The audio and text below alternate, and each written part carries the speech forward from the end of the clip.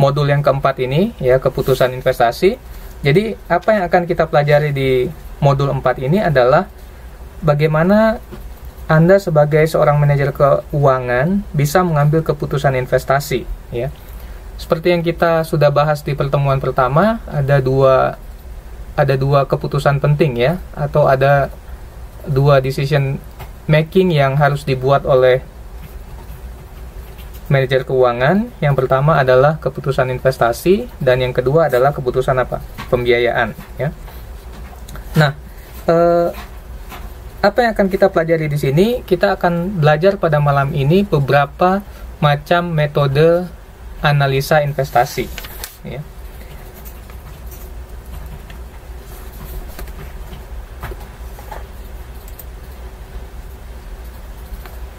Apa ini investasi, ya? Sebelum kita lanjut, mungkin kita perlu mengerti dulu apa artinya investasi, ya. Kita akan bahas tentang definisi dari investasi, ya.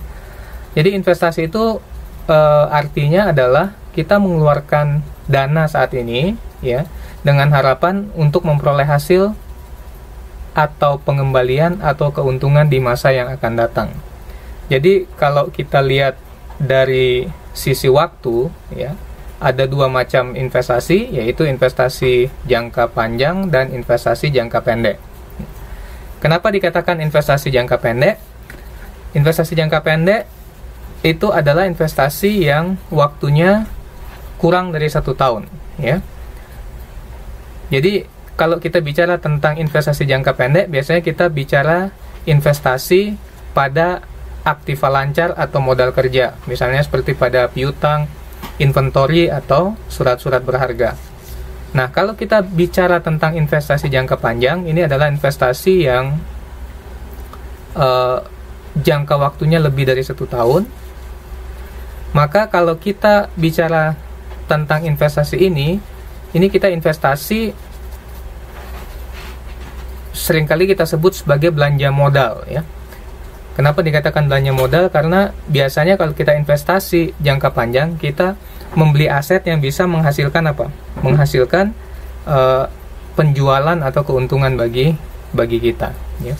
Jadi contoh dari investasi ini misalnya kita beli tanah, bangunan, kemudian peralatan kantor, kendaraan, ya, bangun pabrik baru dan lain sebagainya.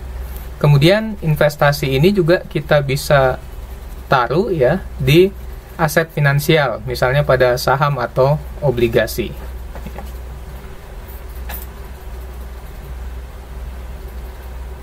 Oke.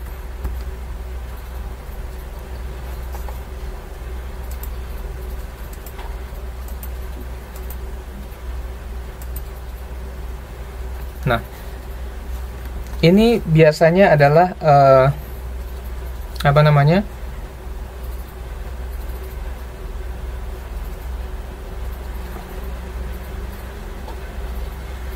Ini biasanya suatu proyek, ya, kita bisa masukkan dalam klasifikasi ini, ya. Kalau Anda lihat di halaman 4.2, untuk maksud-maksud analisis, ya, suatu proyek atau rencana investasi bisa dimasukkan dalam salah satu klasifikasi berikut, ya.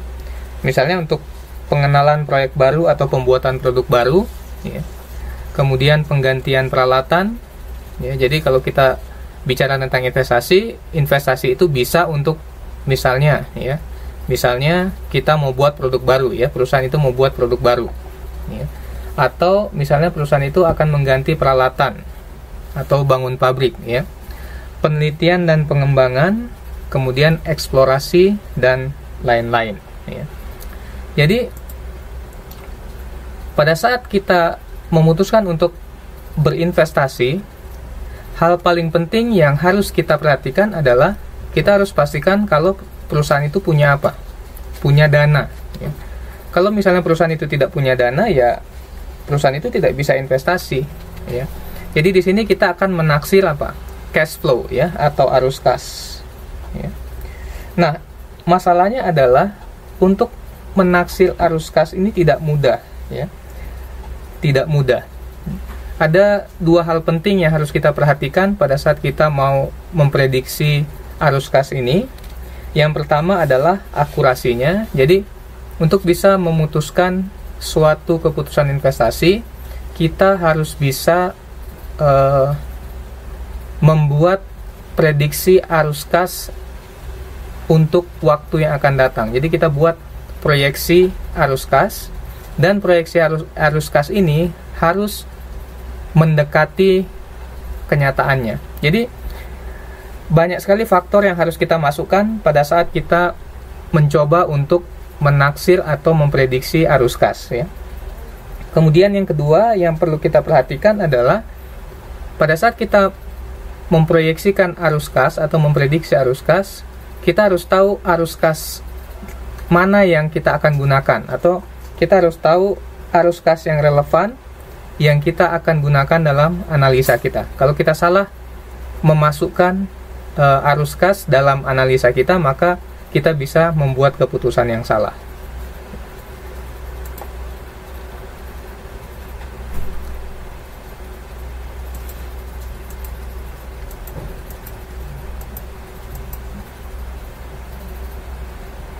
Oke, untuk bisa menaksir arus kas yang relevan, ya, ada 4 hal yang harus diperhatikan. Yang pertama adalah arus kas yang kita taksir itu harus setelah pajak, ya. Jadi setelah dipotong pajak. Kemudian arus kas tersebut harus atas dasar incremental atau selisih, ya. Apa itu nanti kita akan pelajari di modul yang kelima, ya. Kemudian taksirlah arus kas yang timbul karena keputusan investasi. Jadi kita harus bisa memprediksi arus kas yang bagaimana yang akan muncul setelah kita melakukan keputusan investasi. Kemudian kita tidak boleh memasukkan sunk cost, ya. Tidak boleh memasukkan sunk cost dalam prediksi atau proyeksi arus kas yang kita buat, ya. Nah, apa ini sunk cost? Sunk cost ini adalah biaya yang telah terjadi, ya. Biaya yang telah terjadi, biaya ini telah terjadi sehingga tidak akan berubah karena keputusan yang akan kita ambil, ya. Misalnya begini. Misalnya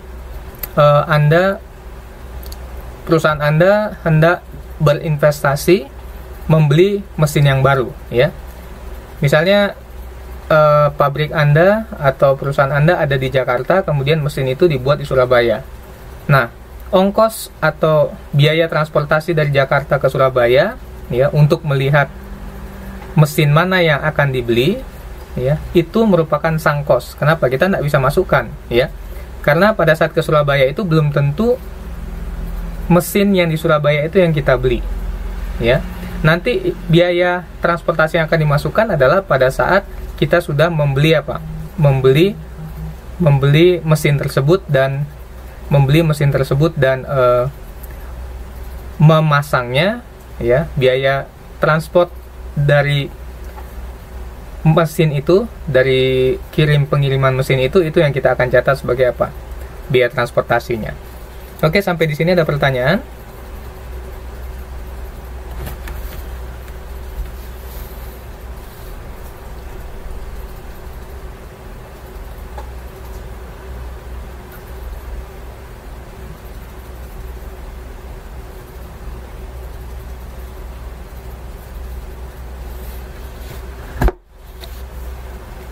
Oke, baik.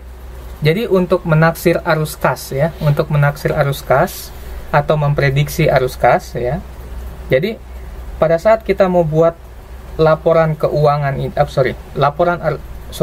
menganalisa, kalau kita mau menganalisa keputusan investasi, ya, kita harus bisa membuat arus kas, ya. Kita harus bisa memprediksi arus kas yang terjadi baik pada saat pertama kali kita akan menjalankan proyek tersebut, ya. Jadi biasanya kita sebut proyek ini, ya, atau proyek, ya.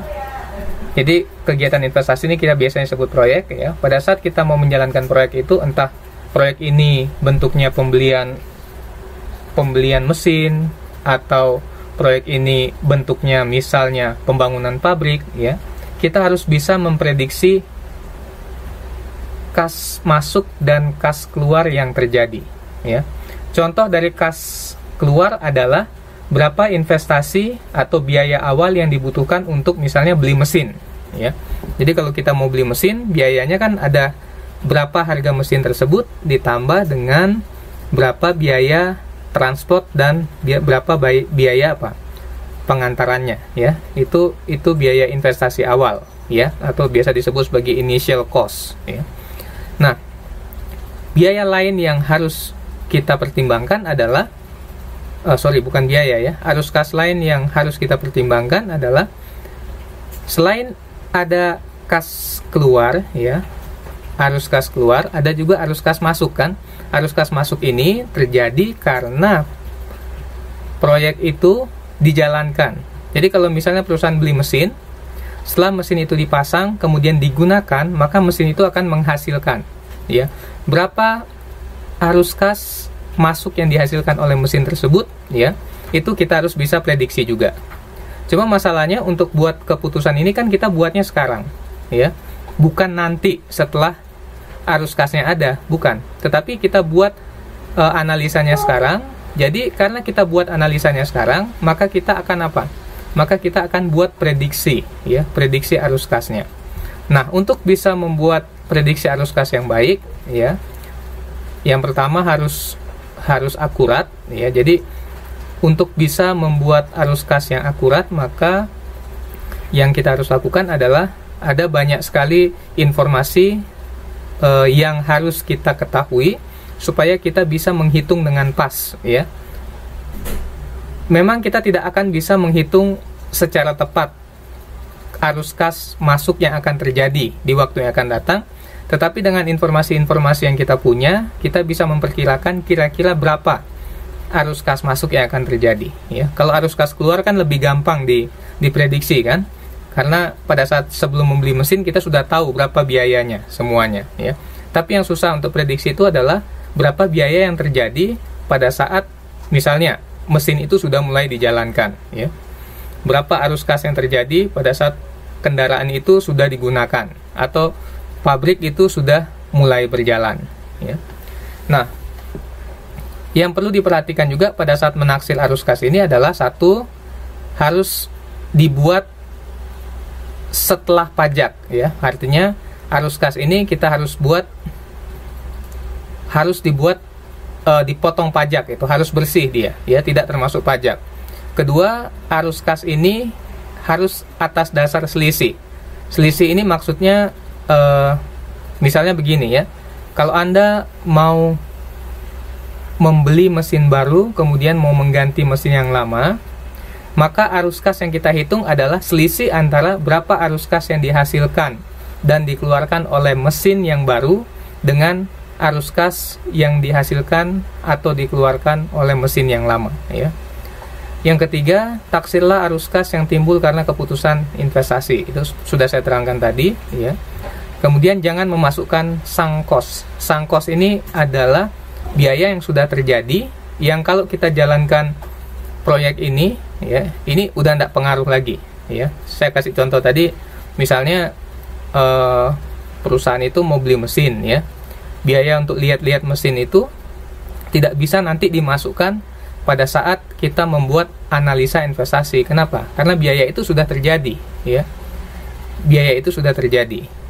Nah, biaya yang bisa dimasukkan hanya biaya yang terkait dengan apa? Dengan pembelian mesin tersebut, ya.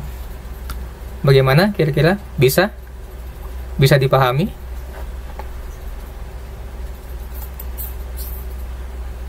Iya, oke.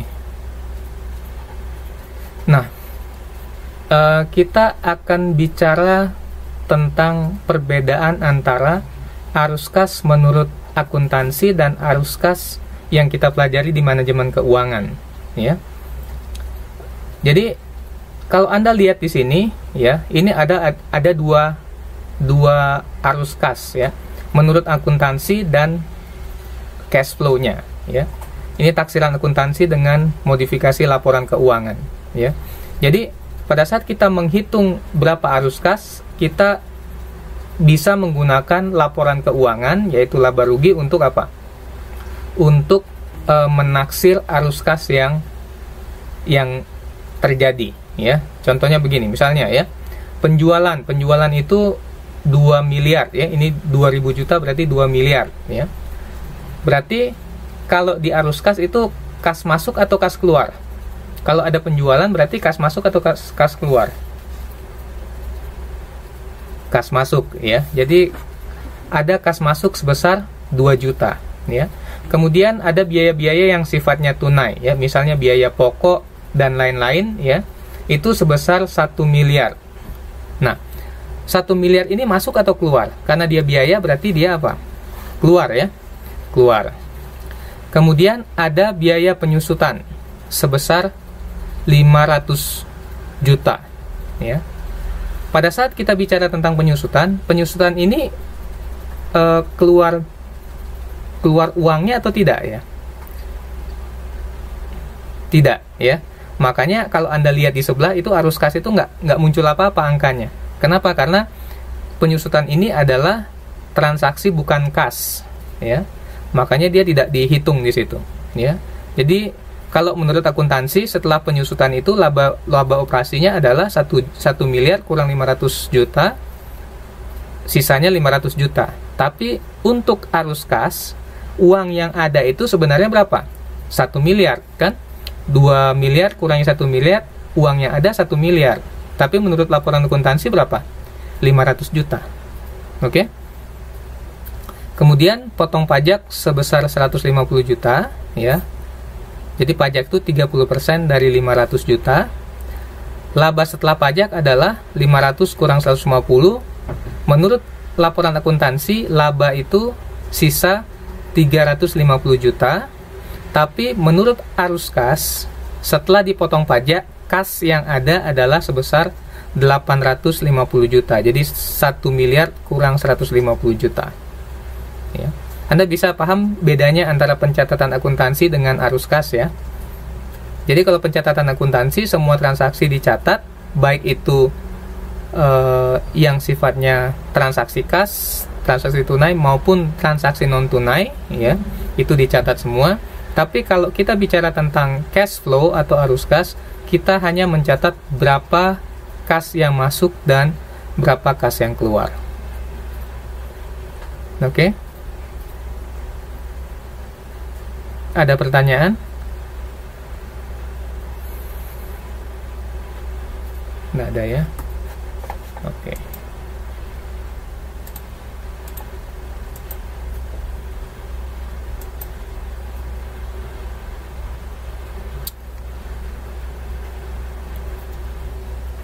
Oke, baik. Kita akan masuk ke metode-metode penilaian profitabilitas investasi. Jadi, tujuan dari analisa yang kita akan lakukan ini adalah kita bisa memilih investasi yang menguntungkan bagi kita. Tujuannya satu, ya. Kita bisa memilih alternatif investasi yang menguntungkan bagi kita. Nah, ada beberapa macam metode penilaian investasi, ya. Ada net present value, ya. Ada net present value, kemudian ada average rate of return, ya. Kemudian ada payback period, ada internal rate of return, ya. Ada profitability index. Kita bisa menggunakan metode-metode ini untuk melihat mana investasi yang akan memberikan profit bagi perusahaan, ya. Mari kita mulai dengan metode yang pertama, ya. Metode yang pertama itu disebut sebagai net present value, ya. Jadi hari Sabtu kemarin kita sudah belajar tentang present value, future value, kan, ya. Nah, konsep dari present value itu digunakan di sini, ya. Untuk menghitung net present value digunakan konsep present value di sini. Jadi sebenarnya konsep ini sederhana sekali, ya. Sederhananya adalah begini.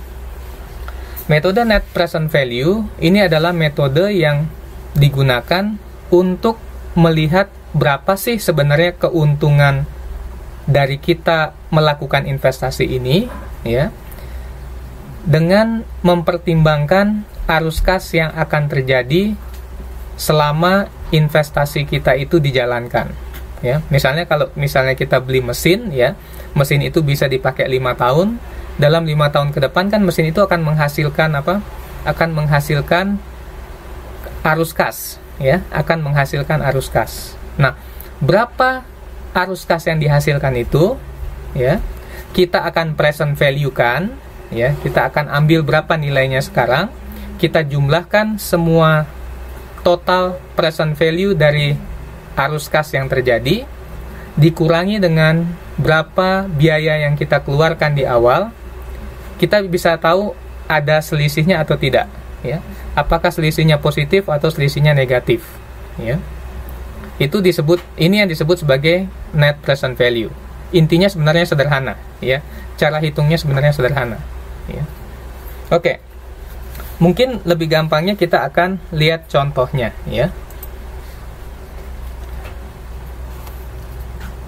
Misalkan kita saat ini membeli tanah seharga 50 juta.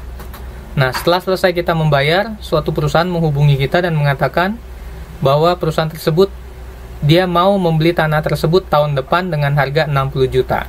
Ya. Apakah Anda mau jual tanah itu atau tidak? Ya. Kalau Anda mau jual, apa pertimbangannya? Ya. Tentu saja pertimbangannya adalah kita memperoleh keuntungan dari apa? Kita memperoleh keuntungan dari penjualan tanah tersebut. Ya. Nah, sekarang pertanyaan yang kedua adalah berapa keuntungan yang kita terima?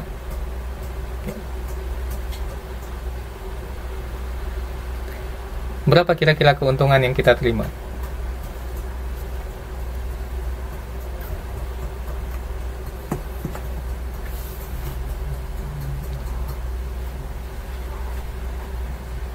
$10 juta seharusnya, ya. 10 juta. Tapi kalau tahun depan nggak ada keuntungan, yakin nggak ada keuntungan?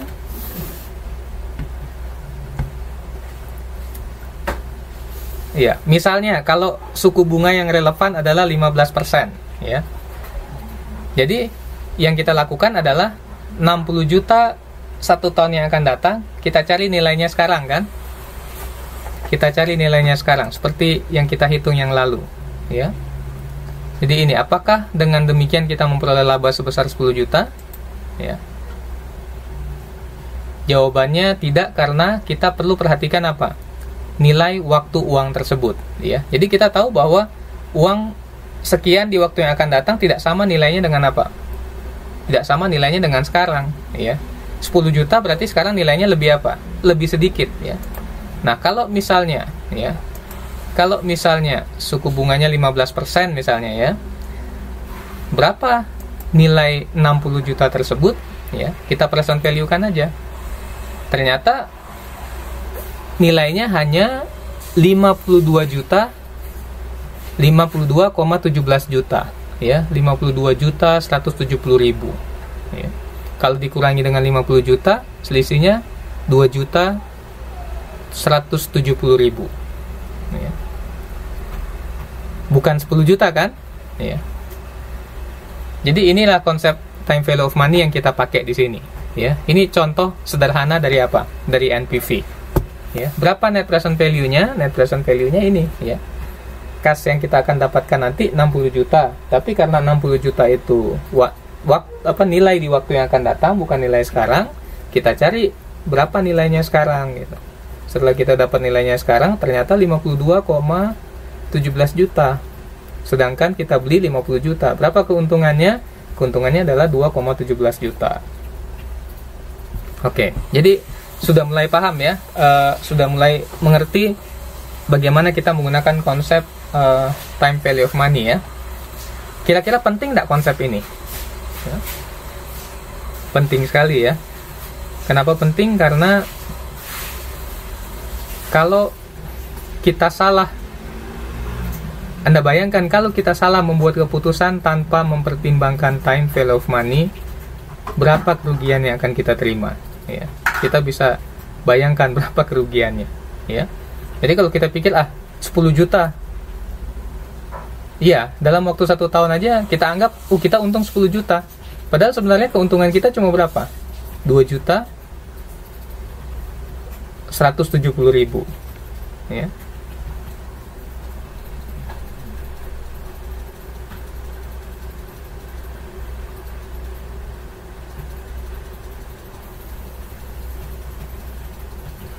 Oke. Nah, karena selisihnya positif, ya, ini disebut sebagai NPV positif. Kalau NPV atau present value dari penerimaan itu lebih besar daripada present value dari pengeluaran, itu namanya atau istilahnya NPV positif, ya.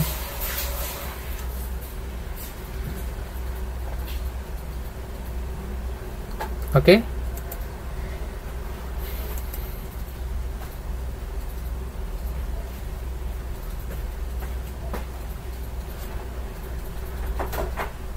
Bisa nggak NPV sama dengan 0, ya?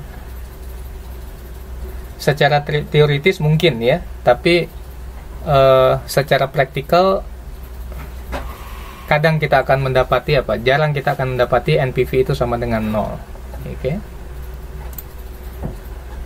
Nah, sekarang kita akan masuk ke contoh yang ada di buku, ya. Kegiatan penting dalam perhitungan NPV, ya. Jadi yang perlu kita ingat adalah kita harus bisa menaksir arus kas, artinya kita bisa buat prediksi untuk arus kas yang akan terjadi, kemudian kita menentukan tingkat bunga yang relevan. Kalau di pelajaran ini kalau di pelajaran ini kita dikasih tahu berapa bunganya. Tapi nanti kalau misalnya Anda jadi seorang finance manager, Anda harus tahu mau pakai bunga yang mana, ya. Bunga mana yang Anda akan pakai.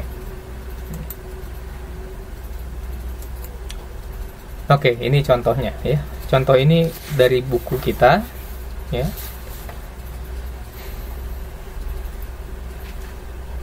Oke, jadi target saya malam ini kita selesai sampai profitability index, ya. Kita selesai sampai profitability index, itu adalah materi pokoknya, ya. Itu yang harus kita ketahui, ya. Oke. Suatu perusahaan transportasi akan membuka divisi baru, yaitu divisi taksi. Nah, divisi ini akan mulai dengan 50 buah taksi. Dan karena akan digunakan untuk usaha taksi, mobil tersebut bisa dibeli dengan harga 120 juta per unit. Usia ekonomis dari mobil ini dianggap bisa dipakai selama 4 tahun, dan setelah dipakai selama 4 tahun, maka nilai sisa dari mobil ini adalah 20 juta per unitnya, ya. Nah, untuk analisis ini akan digunakan metode penyusutan garis lurus, artinya kita tinggal bagi aja berapa tahun useful life-nya atau usia ekonomisnya, ya. Berapa biaya perolehannya dibagi dengan berapa tahun dia bisa digunakan, itu akan menghasilkan berapa besar penyusutan yang terjadi, ya. Nah, taksi tersebut akan dioperasikan selama 350 hari dalam 1 tahun. Berarti ada 15 hari off taksi tersebut, ya. Setiap hari pengemudi dikenakan setoran sebesar 150.000. Oke. Pastikan dulu kalau sama dengan soal yang di sini, ya.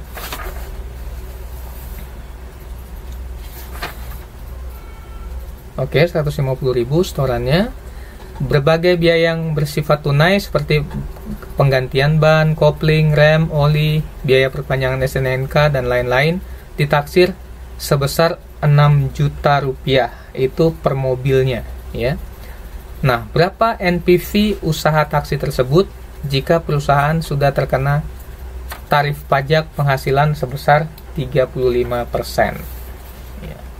Oke, mungkin Anda bisa baca 1-2 menit untuk memahami soalnya sebelum kita akan diskusikan, ya. Kita akan bahas.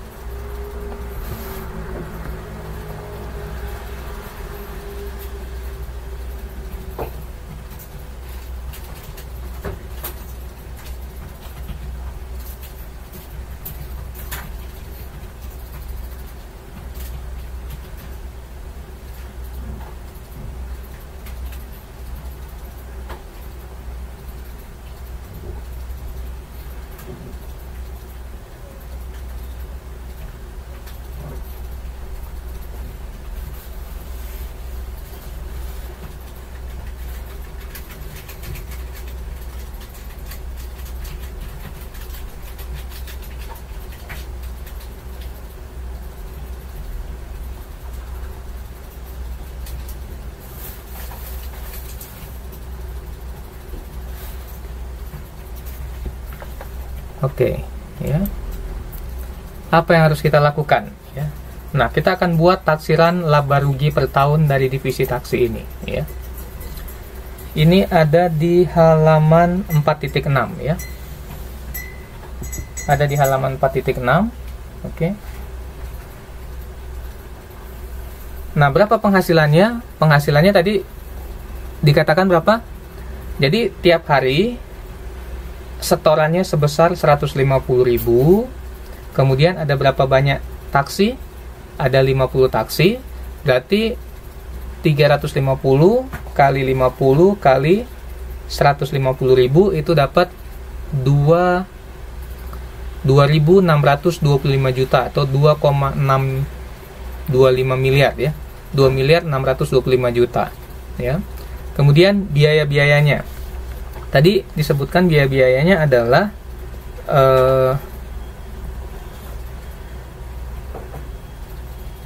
tiap mobil ada biayanya 6 juta. Jadi untuk ganti oli, kopling dan lain-lain termasuk bayar pajak STNK ya. 6 juta. Berarti berapa biayanya? 50 kali 6 ya. 50 kali 6 juta dapat berapa? 300 juta. Kemudian penyusutannya ya. Berapa penyusutannya? Oke, penyusutan yang terjadi adalah ini dia ya.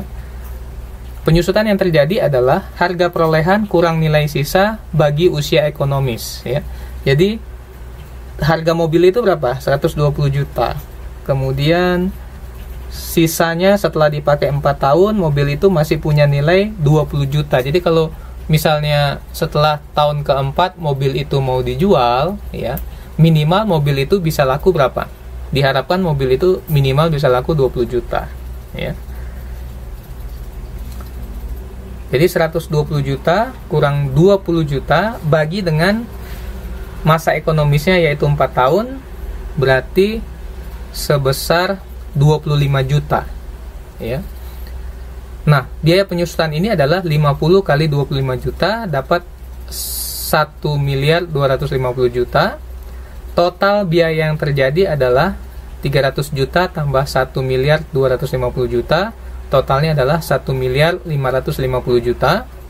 Laba operasi 2.625 juta kurangi dengan 1.550 juta dapat 1.075 juta ya.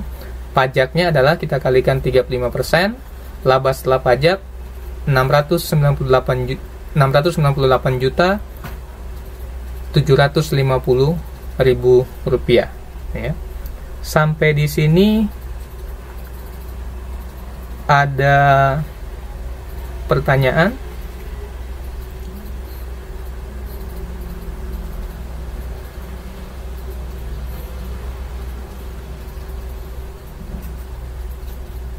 Oke.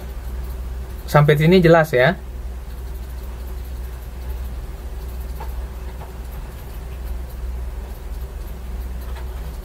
Oke, baik. Nah,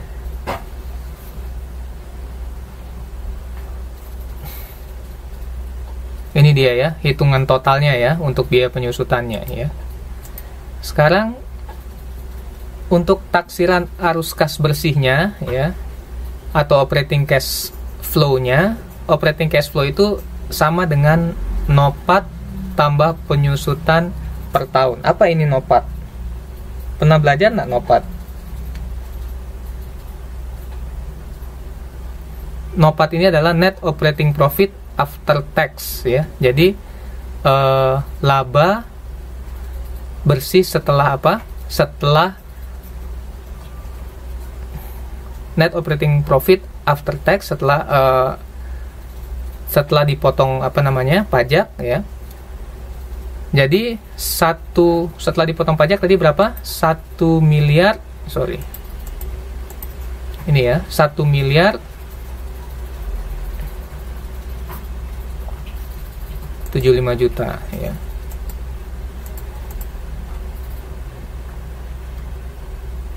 Rp1.075.000 ini kalikan dengan 1 minus 0,35. 0,35 ini tarif pajaknya ya. Berarti setelah pajaknya berapa gitu. Nilainya setelah pajak harusnya 1 kurang 035 itu dapat 0,65 ya. Sebenarnya 1,075 juta itu kali 0,65 tambah 1.250 juta ya. Itu dapat 1.948.750.000 ya. Itu untuk operating cash flow-nya. Berarti selama 4 tahun berturut-turut ya, selama 4 tahun berturut-turut perusahaan itu akan mendapatkan apa? Mendapatkan cash inflow sebesar 1.948.750.000 ya. Kemudian pada tahun yang keempat, selain kas masuk yang terjadi sebanyak 1.948.750.000 ya, ada juga pemasukan dari apa? Jadi taksi itu kalau dijual minimal harganya 20 juta satu taksi ya. Berarti 20 juta kali 50 berapa dapatnya? 1 miliar ya. Berarti di tahun keempat itu kas masuknya sebesar 1.948,75 juta tambah 1.000 juta. Itu adalah kas masuk untuk tahun keempat ya. Nah, setelah kita menghitung, kita tahu berapa kas masuknya ya, cash inflow-nya berapa, baru kita apa? Present value kan ya. Baru kita present value kan. Jadi kalau misalnya suku bunganya adalah 14% per tahun, maka kita akan present value kan masing-masing apa? Masing-masing cash inflow ini. Oke? Jadi cash inflow ini ya, udah pindah aja dia. Ini ya. Masing-masing cash inflow ini ya. Ini kita present value kan ya. Nah, ini rumus ini sama aja dengan rumus yang kita pelajari kemarin, cuma ini dijumlahkan ya. Sigma ini adalah penjumlahan semua total present value untuk apa? Untuk tahun ke-1 sampai tahun ke-4. Jadi ini present value untuk arus kasnya, kemudian tambah ada apa? Ada present value untuk nilai sisa di tahun keempat yang sebesar 1 miliar tadi ya. Jadi kita bisa dapat totalnya adalah, sekarang kita akan hitung net present value-nya. Untuk kas masuk ini ya, untuk kas masuk ini total present value-nya sebesar 5.678.090.000 ya, 5,6 miliar. Oke. Kemudian present value dari ini ya, dari nilai sisa ini adalah 5.678.090.000 tambah 59208. Ini adalah,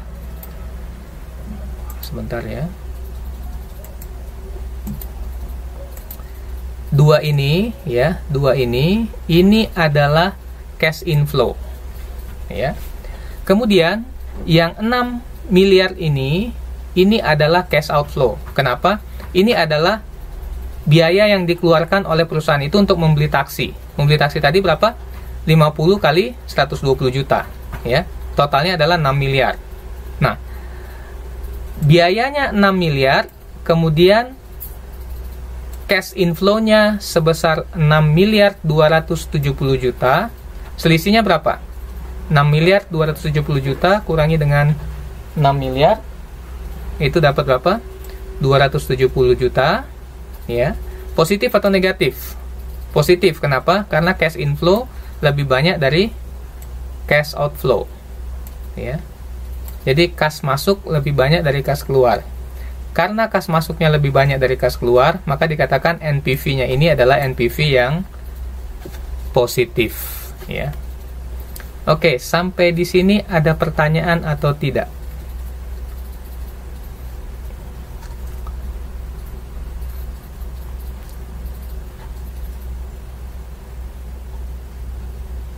Nah, tingkat bunga yang relevan itu biasanya kita pakai suku bunga yang berlaku saat itu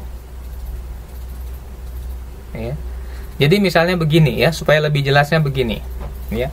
Bunga apa yang kita mau pakai ya. Nah, kalau kita belajar lebih lanjut nanti ya, bunga yang akan dipakai ini yang disebut sebagai cost of capital atau biaya modal ya. Jadi biaya modal ini adalah berapa biaya yang harus kita keluarkan untuk dapatkan modal ini ya. Kenapa disebut modal? Misalnya ya, kalau mau beli taksi ini uangnya didapat dari pinjam di bank ya. Nah, kalau kita mau pinjam di bank, berarti ada bunga bank kan yang harus kita bayar, bunga pinjaman. Misalnya bunga pinjamannya itu 15%. Nah, 15% inilah yang dimaksud sebagai bunga yang relevan. Itu. Jadi kita pakai 15% itu sebagai perhitungan bunganya gitu.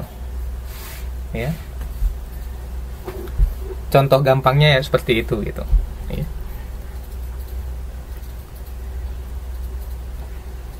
Bisa modal pinjaman, bisa juga kita kan gini. Kalau kita bukan perusahaan yang go public, kita kan nggak bisa jual saham, ya. Karena kita nggak bisa jual saham, yang paling mungkin adalah pinjam di bank, ya. Tapi kalau perusahaan itu bisa jual saham, ya, maka perusahaan itu bisa jual saham terlebih dahulu, terbitkan saham, kemudian dijual, kemudian uang hasil penjualan saham itu yang akan dibelikan yang akan dibelikan kendaraan tersebut. Nah, perhitungannya ada ya. Berapa yang itu namanya cost of cost of common stock. Itu adalah biaya saham namanya ya. Perhitungannya kita belum sempat bahas. Perhitungannya ada di modul 1 itu. Yang bisa pakai capital asset pricing model itu ya. Jadi perhitungannya seperti itu ya. Cuma untuk lebih gampangnya adalah lazimnya kalau di Indonesia itu kebanyakan pinjam karena tidak semua perusahaan itu go public ya. Kira-kira demikian. Oke, ada pertanyaan? Kalau belum ngerti tolong ditanyakan ya.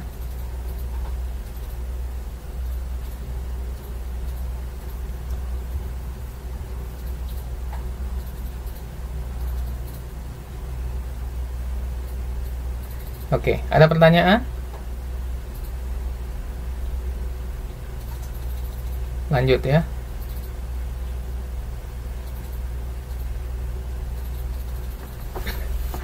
Oke. Nah, setelah selesai dengan metode present value ini, kita akan masuk ke metode yang lainnya ya.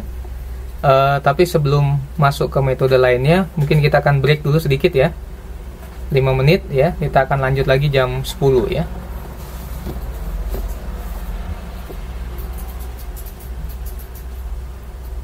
Oke, kita akan break 5 menit dulu.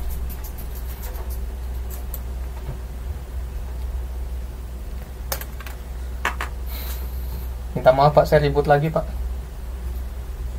Minta maaf Pak, nanti dibayar lagi Pak uang kebisingannya. Nggak apa-apa Pak. Saya pingin kasih habis cepat materinya Pak, supaya Bapak bisa ini nanti Pak, nyanyi Pak. Enggak.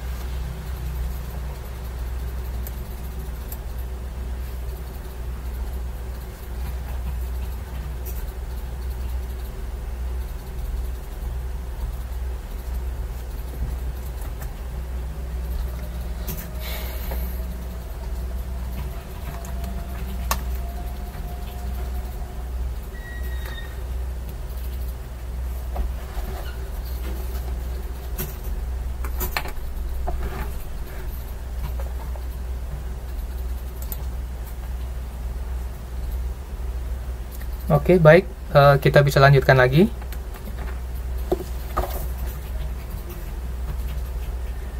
Apa kita bisa lanjutkan lagi?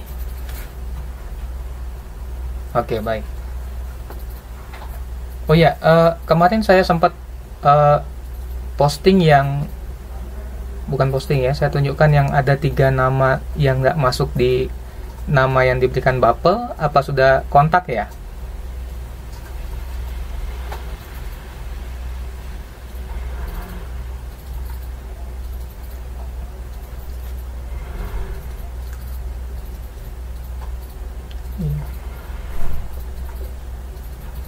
Ya, itu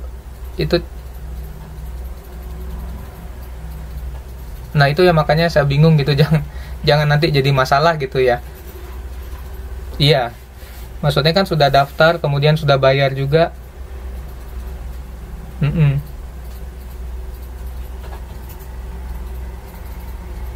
Nah, itu yang harus harus di apa namanya, harus dikontak bapelnya supaya jangan jadi masalah nanti ya.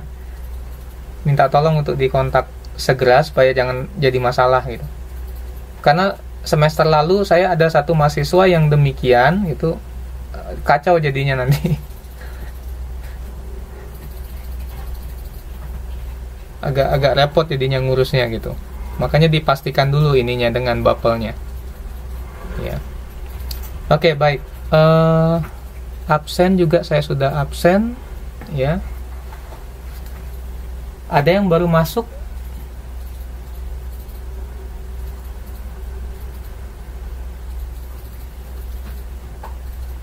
Tadi terputus ya. Oke, baik. Mbak Diah ada ya? Diah Rahmawati nggak ada ya? Belum kali, mungkin nyusul mungkin ya. Oke, kita akan tunggu sampai akhir ini ya.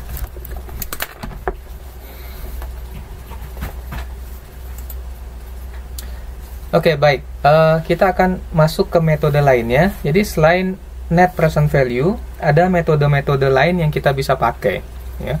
Ada metode lain yang kita bisa pakai. Contoh yang pertama adalah average rate of return. Ya. Itu di halaman 4.8. Di buku Anda di halaman 4.8. Ya.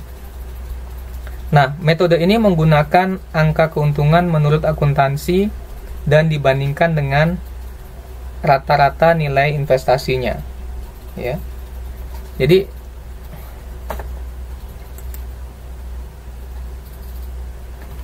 metode ini berusaha untuk menunjukkan rasio atau perbandingan antara keuntungan neto tahunan terhadap nilai investasi yang diperlukan untuk memperoleh laba tersebut, baik diperhitungkan dengan nilai investasi atau rata-rata investasi ya.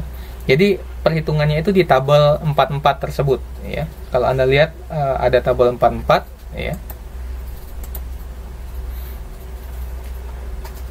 Itu perhitungan average rate of return, dan rumusnya adalah ini ya. Rata-rata laba setelah pajak dibagi dengan rata-rata investasi.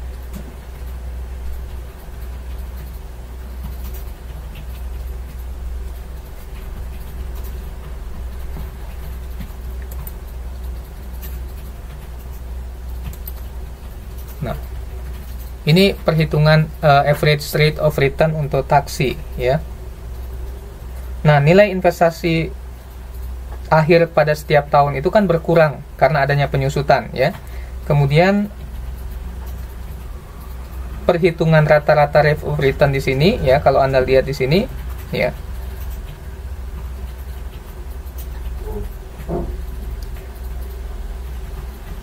Ini sebesar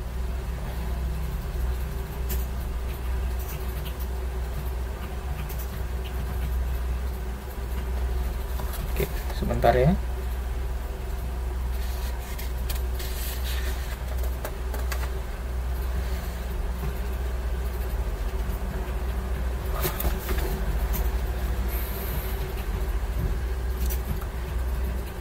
Oke, investasi awal adalah berapa? 6 miliar ya.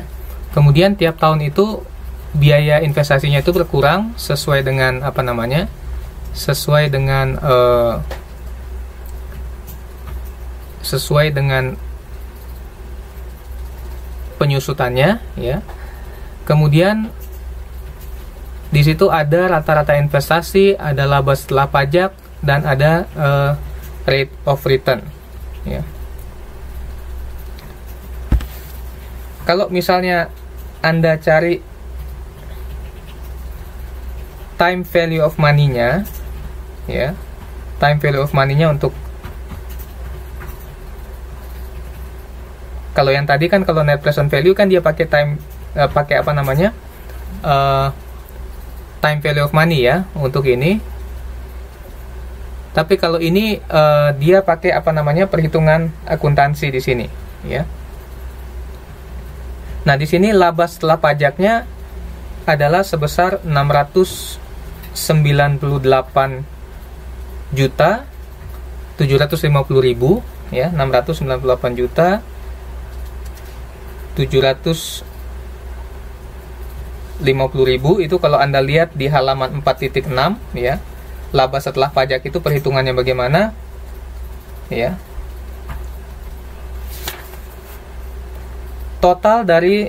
Jumlah total dari laba setelah pajak adalah 2.795, ya. Rata-ratanya kalau dibagi itu adalah bagi 4, 698, ya. Rate of return-nya kita bandingkan laba setelah pajak dengan rata-rata investasi, ya. Jadi rate of return-nya laba setelah pajak dibagi dengan rata-rata investasi itu dia dapat 13%, 18%, 24,30%, 43%, totalnya adalah 98,33%. Rata-ratanya adalah kalau dibagi 4 dia dapat 20,32%. Nah, perhitungan average rate of return ini adalah rata-rata laba setelah pajak dibagi dengan rata-rata investasi. Rata-rata laba setelah pajak itu 698,75, sedangkan rata-rata investasinya itu adalah 3.437,5 juta, ya. Jadi kalau dibagi ini hasilnya 20,32%, ya. Nah, hasil ini tidak sama dengan, kalau kita perhatikan kan harusnya 98,33% bagi 4, ya. Kalau 98,33% itu dibagi 4, harusnya dia 24,58%. Tapi kenapa hasilnya berbeda, ya? Hal ini bisa berbeda karena pengaruh pembagi yang berbeda. Inilah kelemahan dari apa? Inilah kelemahan dari average rate of return ini, ya. Oke, kalau Anda lihat ini, ya. Ini, ya. Ini kalau dibagi, ya. Sebentar. Nah, kalau dibagi, ya, 98,33 ini kalau dibagi 4 itu hasilnya adalah 24,58, ya. Harusnya kan ini dibagi 4 24,58%, tapi perhitungan dari average rate of return ini ternyata beda, ya. 698,75 bagi 3437,5 kali 100% dapatnya 20,32%, ya. Oke, ada pertanyaan?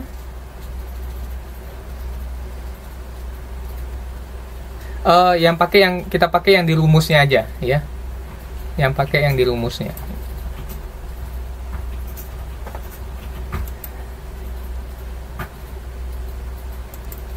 Oke. Kemudian metode berikutnya adalah metode payback period. Nah, metode payback period ini tidak menggunakan time value of money sama sekali, ya. Jadi periode ini payback period ini, ya, payback period artinya berapa lama periode yang dibutuhkan untuk bisa menutupi semua biaya yang terjadi, ya. Ini hanya dilihat dari berapa kas bersih yang diperoleh setiap tahun, ya. Jadi misalnya begini, biaya yang dikeluarkan tadi kan untuk beli taksi 6 miliar, ya. Kemudian kas masuk bersihnya itu adalah 1,94875 juta, ya, setiap tahunnya selama 4 tahun plus 1 miliar di tahun yang keempat, ya. Oke, jadi di tahun keempat ada 1 miliar lagi, ya. Nah, ini kita mau mengharapkan dia kembali secepatnya, ya. Apakah dia bisa kembali modal sebelum tahun ketiga? Bisa enggak? Ya. Kita mau lihat, ya. Kita mau hitung dulu sekarang. Oke.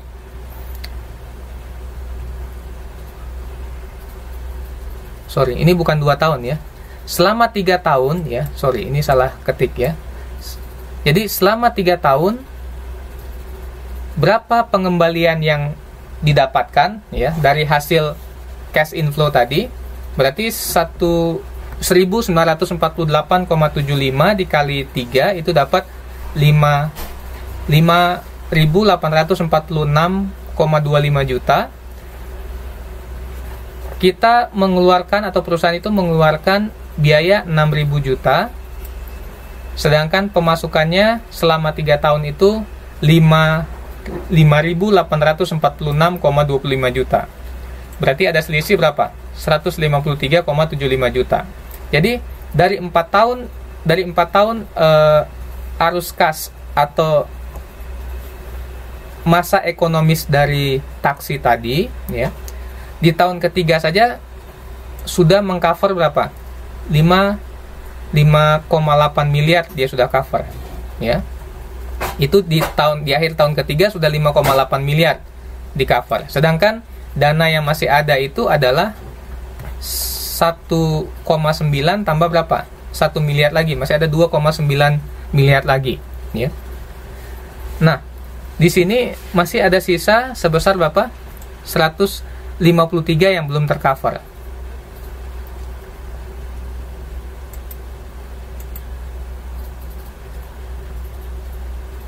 Berapa lama 153,75 juta ini bisa tercover, ya. Sedangkan kita masih sisa berapa? 1,948,75 kan? Berarti tinggal bagi aja, ya. Sorry.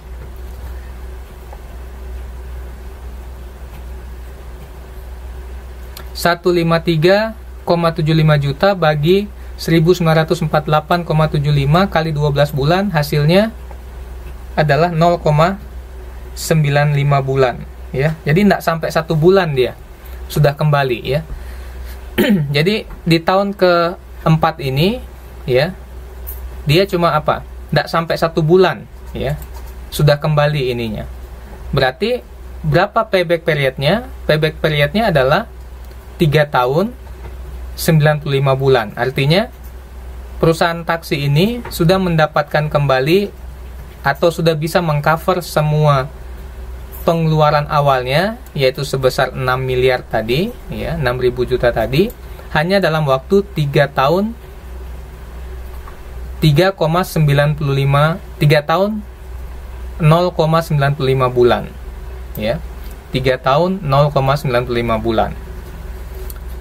Nah, apakah ini bagus atau tidak, ya? Apakah ini bagus atau tidak? Ini bagus, kenapa? Karena dia bisa sebelum masa ekonomis mobil itu habis, ya, semua pengeluarannya itu sudah bisa apa? Sudah bisa tercover, ya. Semua pengeluarannya bisa tercover, ya. Biaya investasinya sudah bisa tercover, ya. Kalau misalnya yang terjadi adalah sampai misalnya tahun keempat belum tertutup semua, ya, belum tertutup semua biaya investasinya, lewat dari 4 tahun, berarti investasi tersebut tidak usah investasi tersebut tidak usah dijalankan. Kenapa? Karena investasi itu, ya, sampai sudah lewat pun masa useful life atau masa ekonomis dari mobil itu, tetap belum belum tercover. Jadi tidak usah dijalankan, ya. Investasi tersebut tidak usah dijalankan. Oke, ada pertanyaan?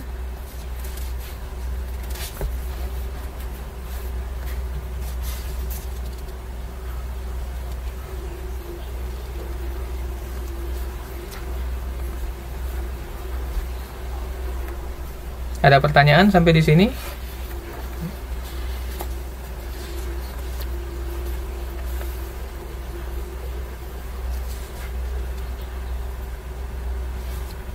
Nah, jadi kan begini ya, perusahaan ini kan dia investasi mau beli taksi ya, dan diharapkan taksi itu bisa dipakai selama berapa tahun? 4 tahun ya, bisa dipakai selama 4 tahun. Nah, kalau melihat dari arus kas masuk yang dihasilkan setiap tahun ya, perusahaan ini bisa menutupi biaya investasinya yang sebesar 6 miliar ini hanya dalam waktu 3 tahun 0,9 bulan. Atau kita bulatkan aja 3 tahun 1 bulan. Jadi dalam waktu 3 tahun 1 bulan, dia bisa apa? Dia bisa menutupi semua biaya investasinya. Atau dengan kata lain sudah balik modal ya. Sudah balik modal hanya dalam waktu 3 tahun 1 bulan. Jadi dia tidak perlu tunggu 4 tahun untuk balik modal ya. 3 tahun 1 bulan dia sudah balik modal. Apakah kita akan jalankan investasi ini atau tidak? Kita akan jalankan. Kenapa? Karena batas maksimumnya kan 4 tahun ya. Kita bisa gunakan aset itu 4 tahun. Tapi sebelum 4 tahun aset ini sudah bisa kita apa? Jadi biayanya sudah bisa tercover semua. Artinya proyek ini atau investasi ini apa? Menguntungkan, ya. Nah, payback period ini bukan melihat keuntungannya, tetapi melihat berapa lama kita bisa mengcover biaya investasi yang terjadi. Ya. Berapa lama kita mengcover biaya investasi yang terjadi. Oke. Ini untuk payback period ya. Ini beda dengan NPV dengan average rate of return tadi ya. Kalau average rate of return dengan NPV itu lihat berapa keuntungannya yang kita bisa dapatkan ya. Tapi kalau payback period kita melihat waktunya. Berapa lama jangka waktu yang kita butuhkan untuk bisa kembali apa? Kembali modal ya. Istilahnya kembali modal. Oke. Bisa dipahami?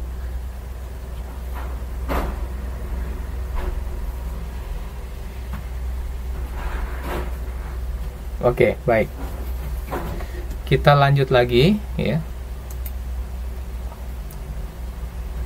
Kelemahan metode payback period ini adalah tidak memperhatikan nilai waktu uang ya.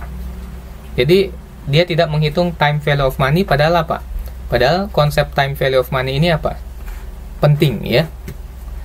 Kemudian dia mengabaikan arus kas setelah periode payback ya. Jadi setelah kita tertutup semuanya 3 tahun 1 bulan tadi ya, kan masih ada tuh sisa arus kas tadi kan, karena arus kas tadi yang dipakai cuma berapa di tahun keempat, itu yang dipakai hanya sebesar 153,75 juta aja, padahal ada arus kas sebesar 1948,75 juta ya.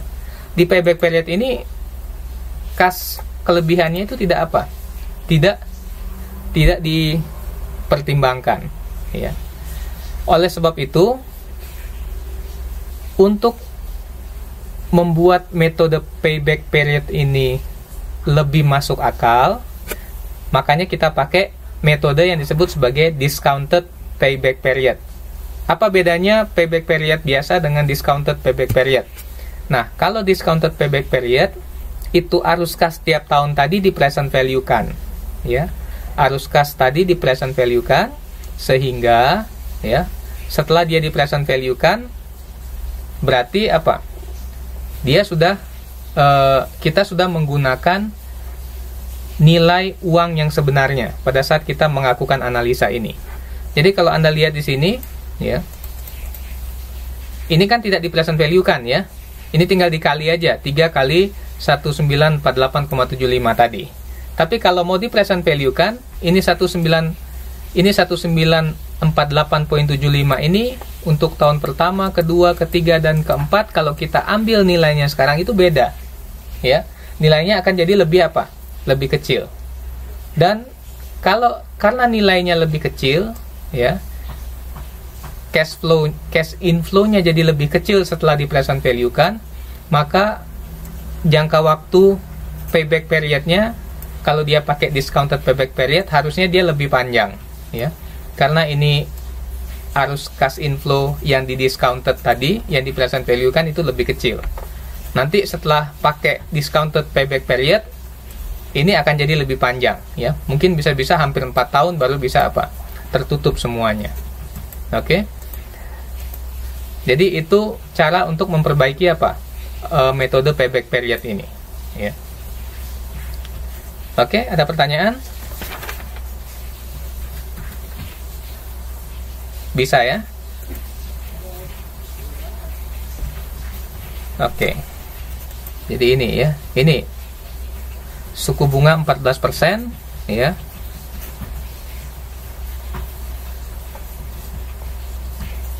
Jadi kas masuknya, kalau tadi kan ini ya, ini tanpa menghitung present value, ini dengan menghitung present value-nya, ya. Jadi kalau Anda mau cari berapa payback period-nya, ya Anda tinggal kurangkan aja ini, ya.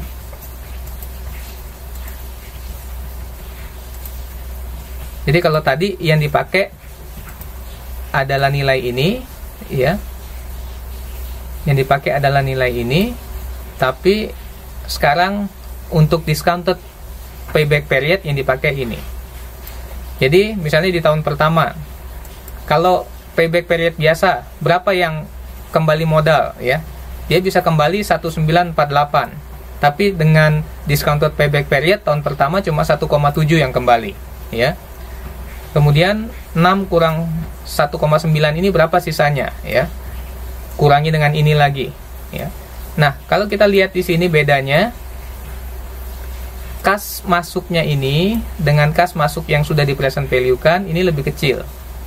Nanti hasilnya pasti ini akan lebih panjang jangka waktu untuk kembali modalnya dibandingkan dengan yang ini, ya.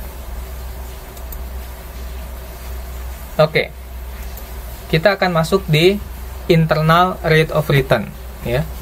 Ini internal rate of return ini adalah suatu tingkat diskonto yang menyebabkan present value nilai terminal, di mana nilai terminal adalah future value dari kas masuk yang digandakan dengan biaya modal. Susah sekali ini ya definisinya, ya. Sebentar, saya harus mikir untuk memberikan definisi yang baik ini, ya. Oke. Jadi internal rate of return ini sebenarnya begini, ya. Internal rate of return ini, ya, kalau NPV tadi kita mau lihat berapa keuntungan yang bisa dihasilkan oleh perusahaan, ya, dengan menjalankan investasi tadi. Oke. Dengan membandingkan antara berapa nilai present value dari cash inflow dikurangi dengan apa? Dikurangi dengan nilai awal investasinya, ya. Kalau IRR, dia tidak melihat keuntungan itu dalam bentuk nominalnya. Kalau NPV kan lihat dalam bentuk nominalnya, ya, berapa selisihnya. Tetapi kalau internal rate of return itu, dia melihat persentase returnnya, ya. Berapa tingkat pengembaliannya, ya.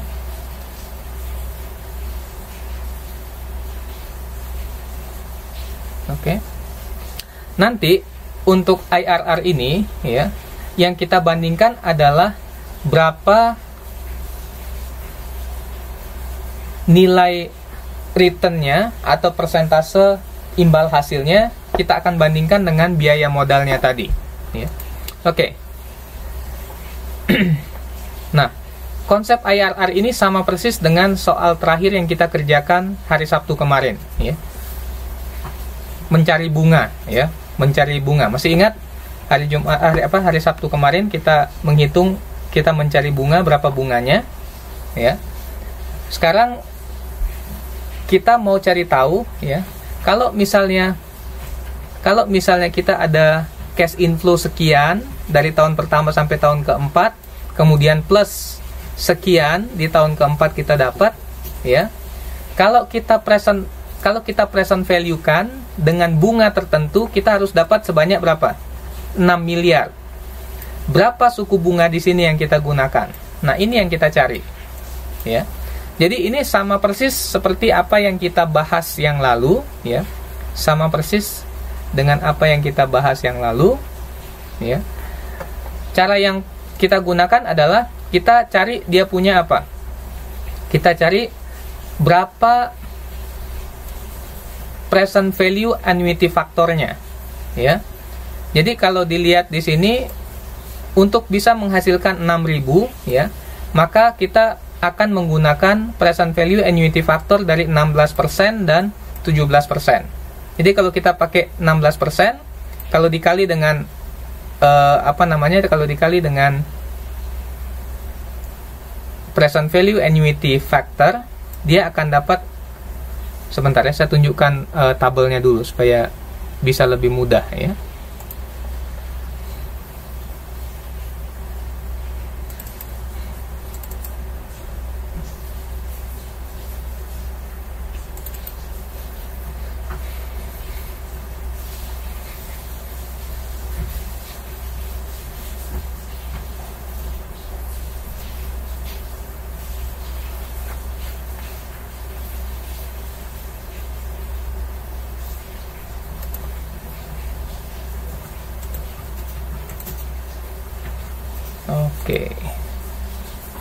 Oke.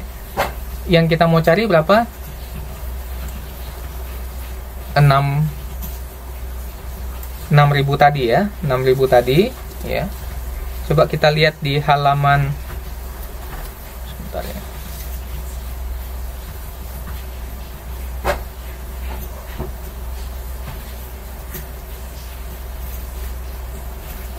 Di halaman 4.11, ya.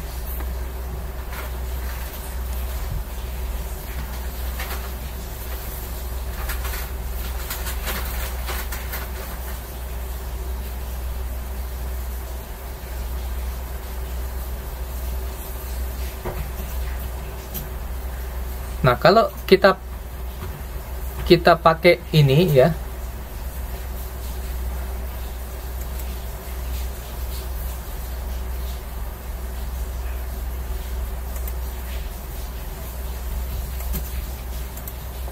kok nggak keluar ya, tabelnya nggak keluar.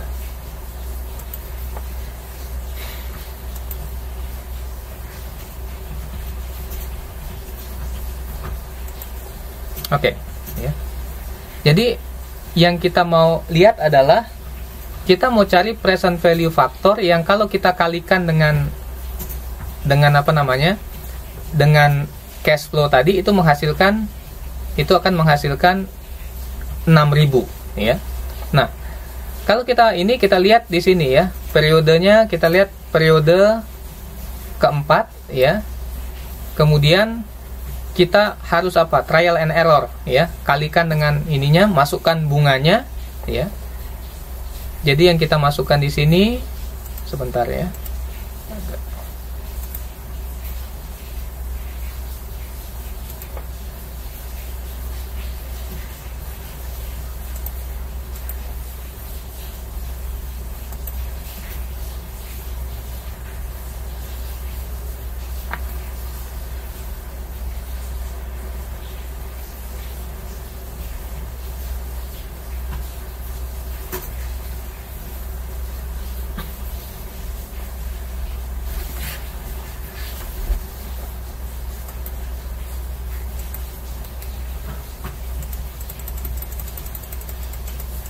Ngulangnya banyak sekali.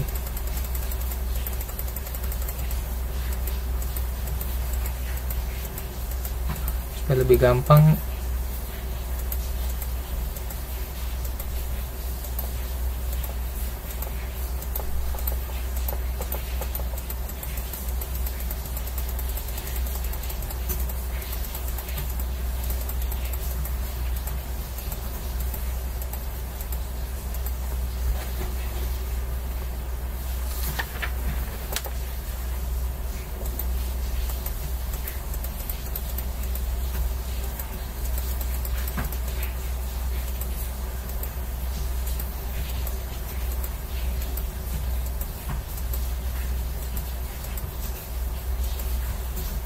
Oke. Jadi kita masukkan 16% ini ya. Ini 16% ini kita masukkan di rumus ini ya. Kita masukkan di rumus ini. Kalau 16% ini kita masukkan di sini perhitungannya, maka nilai di sininya itu akan jadi 6005,24 ya. Kemudian kalau kita masukkan 17% ya, ini kita akan dapat 5879,53 ya. Sedangkan nilai yang kita mau cari adalah berapa? 6000 kan? Nilai yang kita mau cari 6000 ya. Nah, dengan menggunakan metode trial Ini trial and error tadi ya.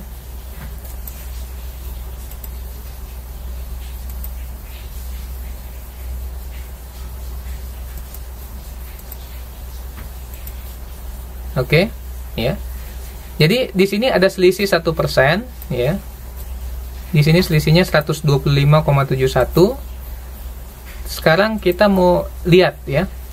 Yang kita inginkan adalah agar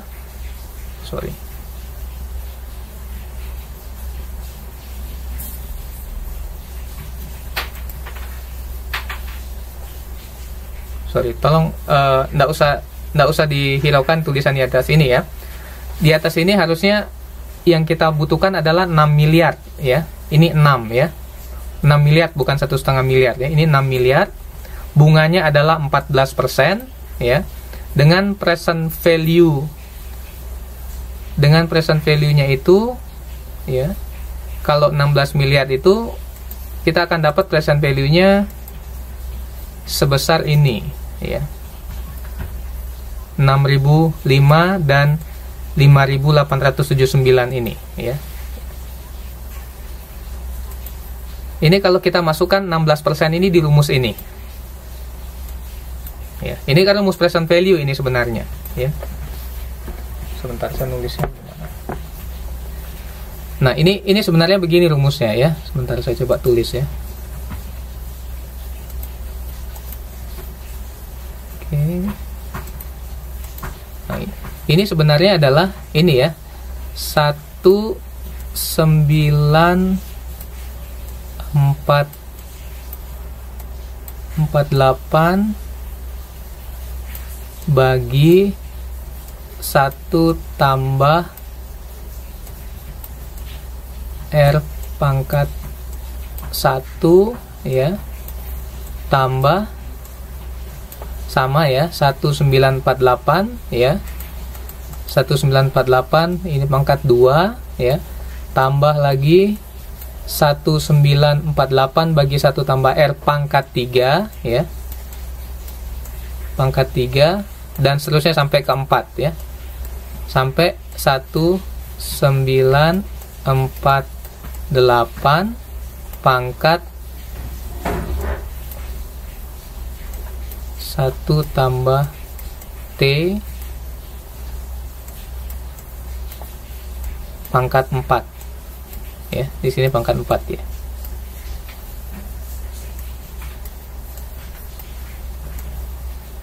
Ini pangkat 4 ini ya.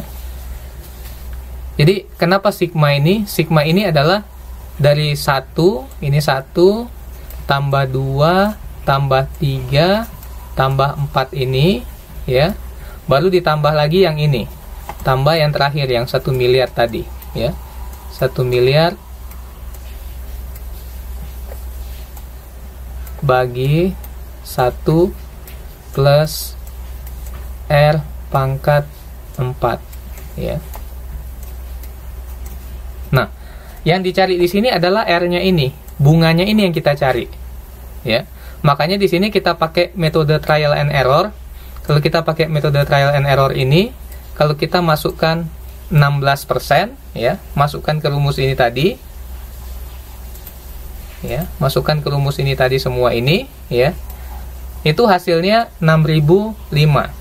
Sedangkan kalau masukkan 17%, hasilnya 5879 ya.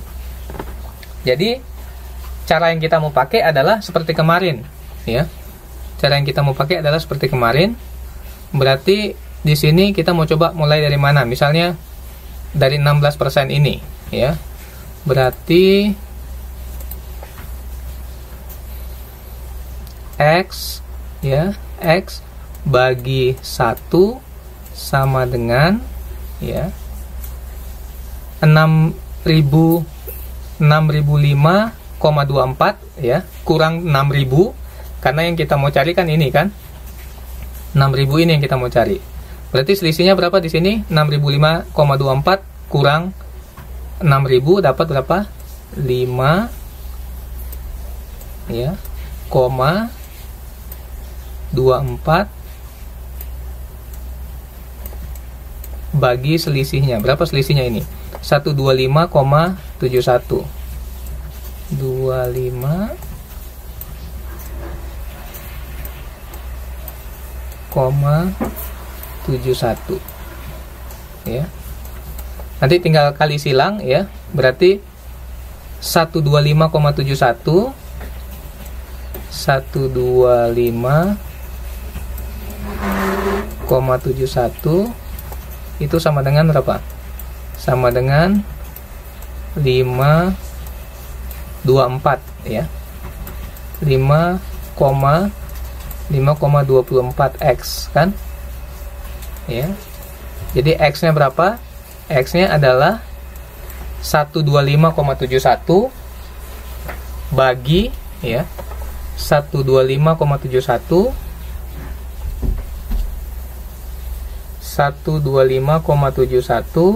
bagi 5,24 itu dapat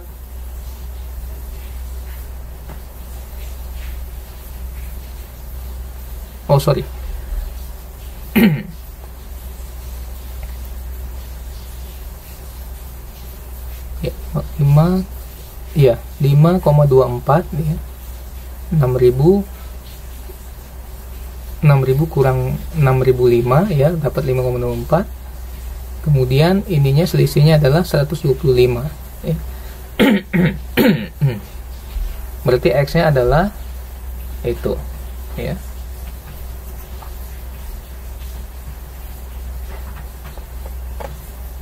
Berapa hasilnya? Oke. Kali 1%, ya. Kali 1%. Ini dapat 0, nggak usah perhatikan ini, ya. 5,24 bagi 125,71, ini yang tadi ini, ya.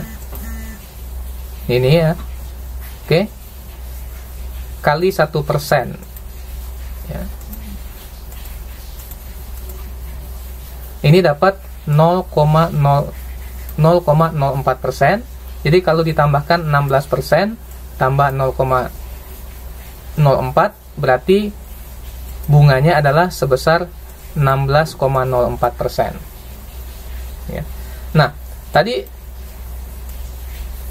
untuk proyek tadi, ya, untuk pembelian taksi tadi, suku bunga yang relevannya pakai berapa tadi? 14%, kan? Nah, kalau kita anggap 14% ini adalah suku bunga pinjaman, ya, sedangkan returnnya, ya, tingkat pengembalian dari investasi ini adalah 16,04%, ya, 16,04%. Kita mau terima atau tidak? Kita mau jalankan atau tidak investasi ini, ya? Kita dapat 16,04%, sedangkan kita bayar sebesar bunga pinjaman sebesar 14%. Anda mau jalankan atau tidak investasi ini? Mau jalankan, ya. Kenapa? Karena ada selisih berapa? 2%, ya. 2,04%. Oke? Jadi untuk internal rate of return, ya, kriterianya adalah kalau misalnya IRR-nya lebih tinggi daripada bunga atau suku bunga relevannya, ya, itu kita akan apa? Itu kita akan jalankan, ya.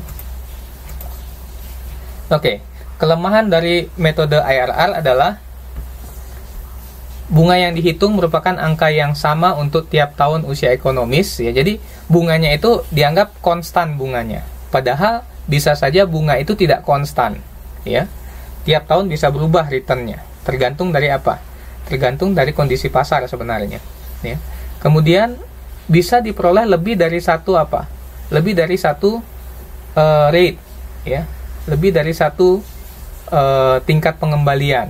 Nah, ini masalahnya, kalau kita dapat lebih dari satu tingkat pengembalian, kita bingung mau pilih yang mana, ya.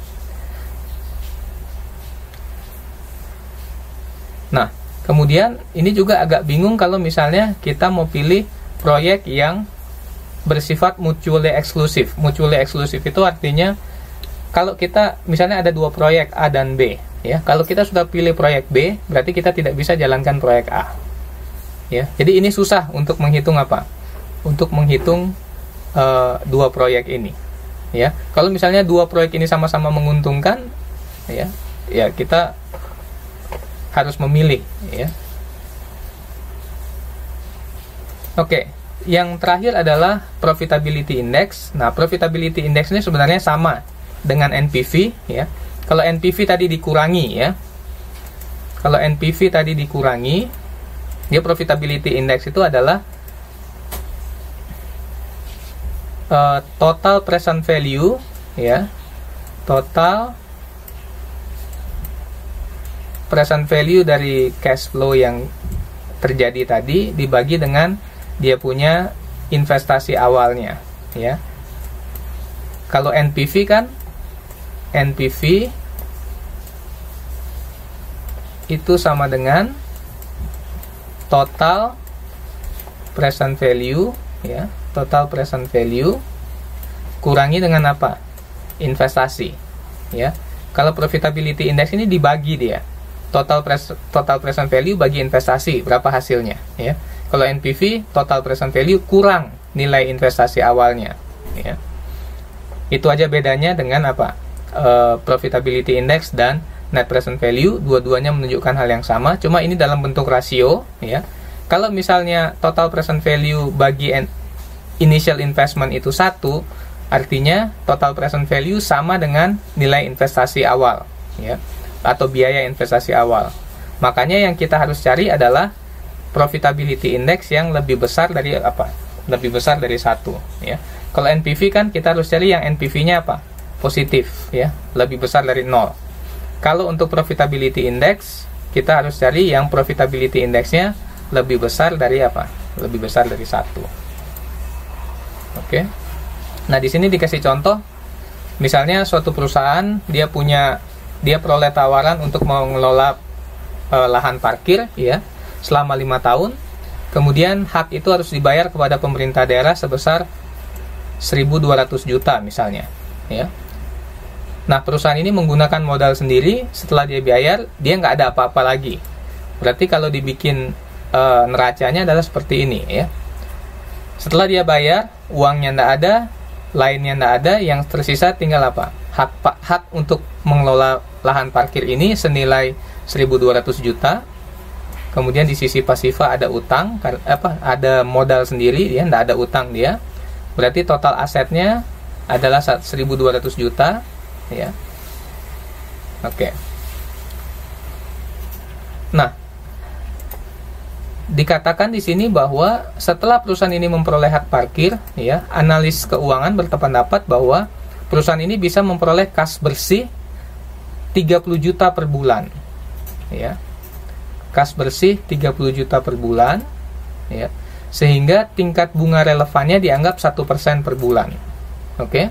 Jadi 30 juta per bulan ini kalau di present value kan, itu dia dapat totalnya adalah 1.348 juta, ya. Jadi setelah di present value kan, hasilnya, ya, adalah seperti ini, ya.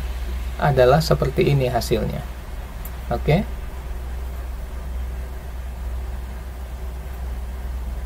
Hasilnya seperti ini.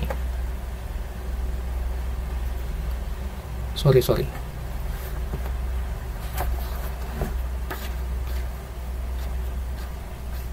Yang harus Anda lihat nilainya adalah, sebentar ya, itu yang di halaman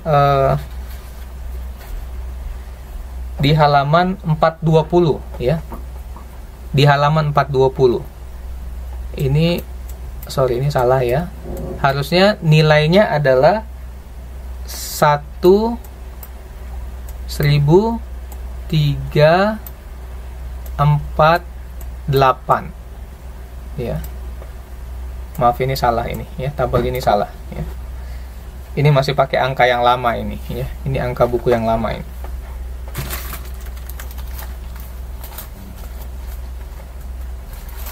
Jadi nilainya adalah 1.348 ya. Bandingkan dengan ini ya. Kalau catat secara akuntansi ya, nilainya hanya berapa? 1.200. Tapi setelah kita hitung total present value dari kas masuk yang bisa didapatkan selama perusahaan ini mengelola lahan parkir ini ya, selama 60 periode ya, dia dapatnya 1.348. Berapa selisihnya?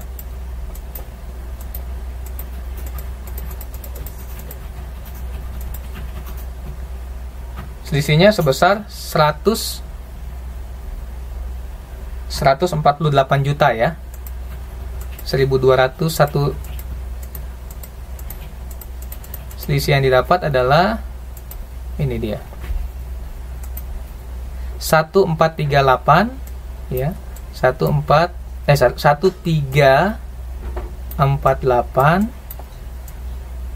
dikurangi 1.200 ya. Itu dapat berapa?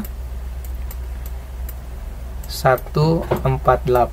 Nah, 148 ini adalah apa? Ini adalah net present value-nya ya. Sedangkan profitability index-nya adalah ya, profitability index-nya adalah, tinggal bagi aja ya,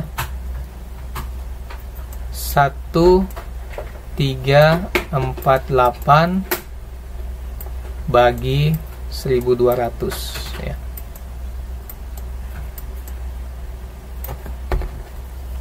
Itu dapat 1, sekian ya. 1.348 bagi 1.200 itu dapat 1,12 ya, 1,12. Oke,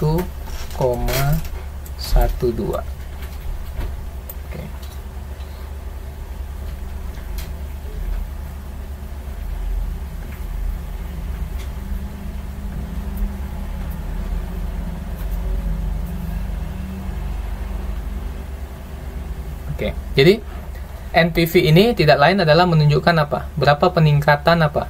Kekayaan yang diperoleh oleh siapa? Oleh perusahaan pada saat melakukan apa? Investasi ini. Ya.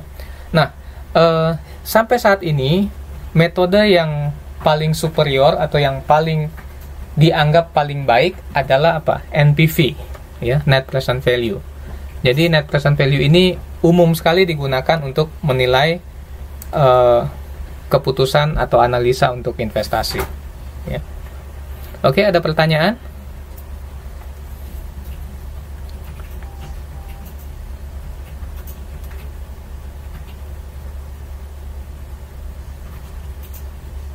Apakah ada pertanyaan?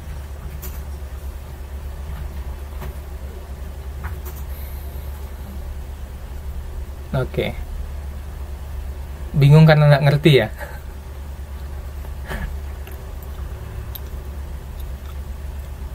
Oh, iya.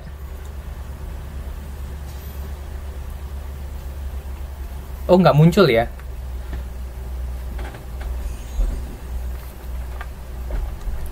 Oke. Iya, betul.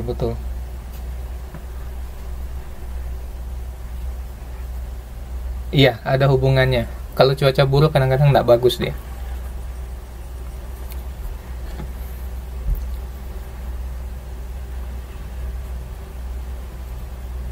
Oke, jadi nanti ya bisa dilihat dari videonya ya. Saya usahakan 1-2 hari ini saya sudah upload ya videonya supaya bisa dilihat ya. Kalau ada pertanyaan bisa tolong ditanyakan. Oke. Jadi untuk teman-teman yang saya sudah cantumkan 3 nama itu, tolong menghubungi Bapel supaya ini ya, supaya jelas ininya. Soalnya kalau saya nggak kasih tahu nanti ini bahaya nanti itu. Harus tanya ke Bapelnya gimana ininya gitu. Takutnya pada saat proses pendaftaran itu tidak tersubmit atau gimana, itu bingung jadinya. Ya. Oke, ada pertanyaan lain? Untuk kuisnya kemarin sudah ini ya, sudah semua ya. Ada yang masih belum? Sudah semua ya. Oke. Udah dapat hasilnya? Bagus semua kan?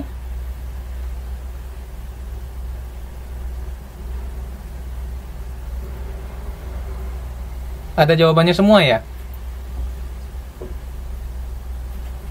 Beda, iya, itu kan pembulatan, lain ada pembulatan ya. Kalau apa namanya, iya, dipilih sesuai dengan ininya ya, yang terdekat ya, nilai yang terdekat. Tapi rata-rata dapat bagus ya, kelihatannya ya.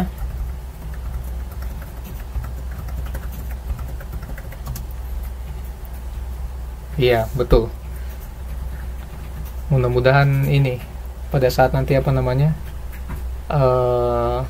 tugas dari UT pusatnya juga bisa dikerjakan dengan baik gitu. Mudah-mudahan bisa dikerjakan dengan baik ya. Ya, oke, ada pertanyaan lagi?